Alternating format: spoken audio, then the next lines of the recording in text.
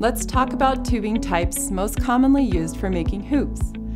The three most common tubing types in the hoop making industry are POLYPRO, HDPE, and polyethylene. POLYPRO, the most popular hoop tubing type, is bouncy and responsive, less pliable and slightly stiffer than HDPE. It is clear in its natural form. One downfall with POLYPRO is that it can crack and break more easily in cold weather, usually temperatures below 40 degrees Fahrenheit. HDPE is great for thinner and lighter beginner hoops and more advanced hoops alike. It is a little heavier than POLYPRO and slightly softer to the touch, but it is more robust and reliable when it comes to breakages, as it doesn't react to the cold the same way POLYPRO does.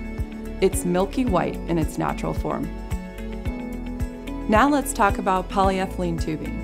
Every size polyethylene tubing that can be found also comes in many different PSIs, which is pressure per square inch. It usually varies from 80 PSI to 200 PSI. The higher the PSI, the heavier the tubing will be. So therefore, tubing that is only 80 PSI will be much lighter than a 200 PSI tubing. Make sure to find a PSI that is comfortable for you and your desired customers.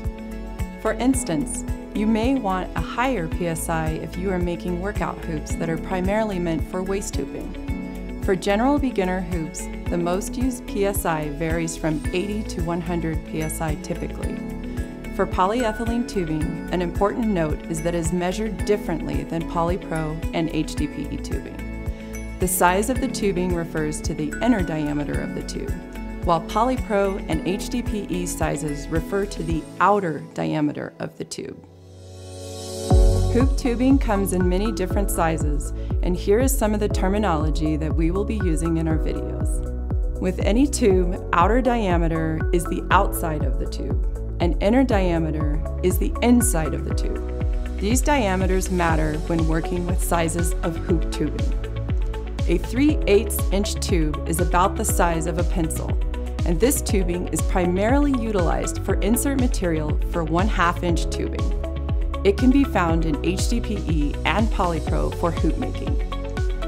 A 1/2 inch tube is about the size of a pinky finger, and while primarily used for insert material for 5/8 inch tubing, it can also be used to craft thin hula hoops. It can be especially useful for small juggling hoops and our specialty prop, the slinky hoop. It can be found in HDPE and POLYPRO for hoop making. A 5/8 inch tube is comparable to a thumb or nickel and remains one of the most popular sizes for making hula hoops. It can also be used as insert material for 3/4 inch tubing and can be found in HDPE and polypropylene. An 11/16 size tubing is slightly larger in outer diameter than 5/8 inch tubing, but slightly less in diameter than 3/4 inch tubing. We make this tubing with a thicker wall, therefore it is heavier and sturdier than 5/8 inch tubing. We recommend polycarb inserts, and the size you will use is 1/2 inch. The inner diameter is 1/2 inch for this tubing. We refer to this tubing as Goldilocks because it's not too big and not too small, it's just right. A 3/4 inch tube is comparable to a quarter.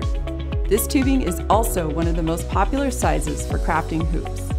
It can be used as an insert material for 7/8 inch tubing and can be regularly found in HDPE and POLYPRO. 7/8 inch tubing is just slightly bigger than 3/4 inch tubing and slightly smaller than 1 inch tubing. It is a great size if you feel like something a little bigger but not as big as a 1 inch.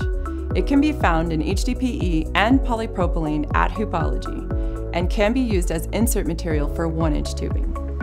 As you can see, there are many tubing sizes in the hoop making world, and it's important to understand the differences between them so that you can become a successful hoopsmith.